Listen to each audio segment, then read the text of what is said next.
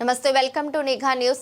శ్రీకాకుళం జిల్లాలో సుమారు 30 సంవత్సరాలుగా పంచాయతీ కార్యదర్శిగా విధులు నిర్వహించి డిప్యూటీ ఎంపీడీఓగా పదోన్నతి పొందడం ఆనందంగా ఉందని విశాఖపట్నం నగరానికి చెందిన జి ప్రసాద్ పేర్కొన్నారు.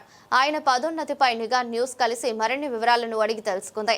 ఈ సందర్భంగా మాట్లాడుతూ తాను 1995లోని అక్టోబర్ 16న గ్రేడ్ 2 నియామకంతో పొందూరులో తొలుత పనిచేశానన్నారు.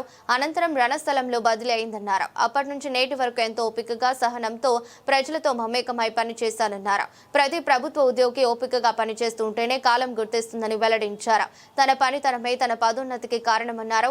ఈ పదోన్నతి మరింత బాధ్యత పెంచిందన్నారు. అనంతరం కూటమి ప్రభుత్వానికి ఆయన కృతజ్ఞతలు తెలిపారు. ప్రజలకు ఎల్లప్పుడూ అందుబాటులో ఉంటూ సేవలు అందిస్తానన్నారు. నా పేరు జి ప్రసాద్ అండి. నేను 1995 అక్టోబర్ 16వ తేదీన వీడిఓ గ్రేడ్ 2 వీడిఓగా ఆంధ్రప్రదేశ్ సర్వీస్ కమిషన్ ద్వారా సెలెక్ట్ అయ్యి పొందూరు మండలం, శ్రీకాకుళం జిల్లా పొందూరు మండలంలో మొదటి అపాయింట్మెంట్లో నేను జాయిన్ అయ్యాను. 1995లో నా ప్రయాణం ప్రారంభించి 2025కి వచ్చేటప్పటికి నేను డిప్యూటీ ఎంపీడీఓగా నాకు రీసెంట్గా ప్రమోషన్ వచ్చింది.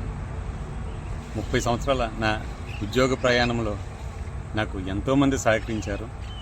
వాళ్ళందరికీ నా యొక్క కృతజ్ఞతలు తెలియజేస్తున్నాను. అట్లాగే ఈ 30 సంవత్సరాల్లో వేచి ఉండి ఇప్పుడు ప్రస్తుత ఆంధ్రప్రదేశ్ ప్రభుత్వం వారు నా యొక్క సేవలను గుర్తించి ఈరోజు నాకు ప్రమోషన్ ఇచ్చినందుకు కూటమి ప్రభుత్వానికి నా నమస్కారాలు తెలియజేస్తున్నాను. అట్లాగే ఈ ప్రయాణంలో ఎంతోమంది ఎన్నో విధాలుగా నాకు సహకరించారు. మేము కూడా చాలా సాధక బాధకాలు ఎదుర్కొన్నాము. కానీ ప్రజలకి ప్రత్యక్షంగా సర్వీస్ చేసే జాబ్ ఏదైనా ఉందంటే అది పంచాయతీ కార్యదర్శి జాబే. ఈ 30 సంవత్సరాల నా ప్రయాణంలో నాకు సహకరించిన అందరికీ కృతజ్ఞతలు తెలియజేస్తున్నాను. పబ్లిక్ నుండి, ప్రజల నుండి మనకి గుర్తింపు ఎప్పుడు వస్తుందంటే వాళ్ళు ఒక సర్వీస్ కోసం మన దగ్గరికి వచ్చేటప్పటికి వాళ్ళకి చాలా ఇబ్బందులు ఉంటాయి, వాళ్ళకి చాలా అవసరాలు ఉంటాయి. వాళ్ళ అవసరాలు తీర్చుకోవడానికి మన సచివాలయంకి వచ్చేటప్పుడు మనం వాళ్ళతో చిరునవ్వుతో స్వాగతించి వాళ్ళ సమస్యను సావధానంగా విని ఆ సమస్యకు పరిష్కారం తెలియజేస్తే సదరు ప్రజలు చాలా సాటిస్ఫాక్షన్తో వెళ్తారు. నేను అలాంటి అనుభవాలు చాలా చూశాను. ఎందుకంటే పబ్లిక్ అన్నవాళ్ళు కొంతమంది చాలా వరకు పల్లెటూళ్ళలో ఉన్నవాళ్ళు నిరక్షరాస్యులు.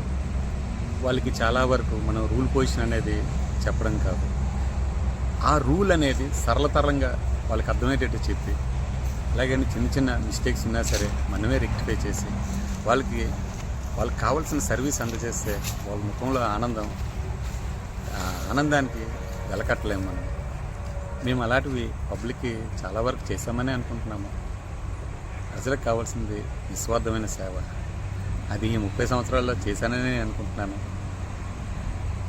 Thank you. ఇప్పుడు సచివాలయాల వ్యవస్థలో ఉన్నాం.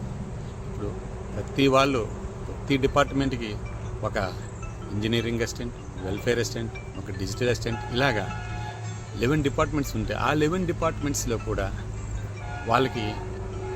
వాళ్ళు చేయవలసిన బాధ్యతలు ఉంటాయి, వాళ్ళు నెరవేర్చవలసిన బాధ్యతలు. ఆ బాధ్యతలు వాళ్ళ జాబ్ చార్ట్ ప్రాప్తికి పబ్లిక్ వచ్చిన ప్రతి పబ్లిక్కి మనం సర్వీస్ అనేది వాళ్ళకి ఇచ్చామంటే వాళ్ళు చాలా సాటిస్ఫై అవుతారు. కానీ